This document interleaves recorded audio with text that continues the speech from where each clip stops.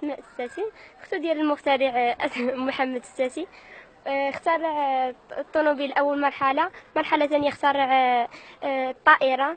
كان كيخرج على برا يطيرها، يجرب كل مره مرحله، مره كيزيد، مره كتطلع شويه، مره كتطلع، ومره اخرى عاوتاني داها لواحد البلاصه بعيده على المنار النواحي هيدا، و طارت بقات كطير شويه. المهم خاف المهم جاو البوليس هيدا وناضت المشاكل، وقال لك نتهنى من احسن، ما بقاش اللي يدعمو هيدا ويعرف القدرات ديالو.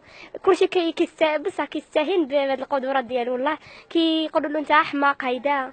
مهم كنقول بصفتي القائيه ماشي اختو صافي هيدا كنجي عليه، وانما هو مخترع موهبه من شكل خاص. انا اسمي حفصه الساسي، اخت ديال محمد الساسي، اللي نقدر نقول لك انه قام بواحد الانجازات كبيره هاد الايامات هادي. اول انجاز ديالو كان طوموبيل، واحد الموطوره اذا ستيكتو بالنسبه للعاب وداكشي ديال ليجو ديال الاطفال. من بعد فكر بعيد وبانت له الطياره.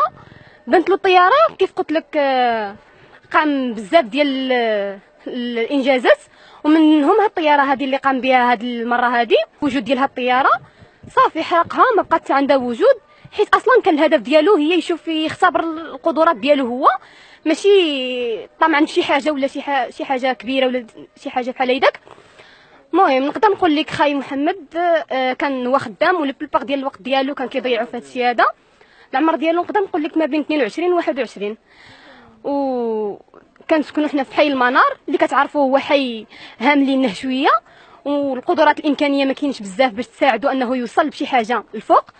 داكشي علاش ما مشاش بعيد. وداكشي بزاف د الاشاعات كيقولوا باللي صافي واخيرا لقينا شكون يدينا لروسيا فابور، واخيرا لقينا شكون يحرقنا فابور بلا شي حاجه بلا والو.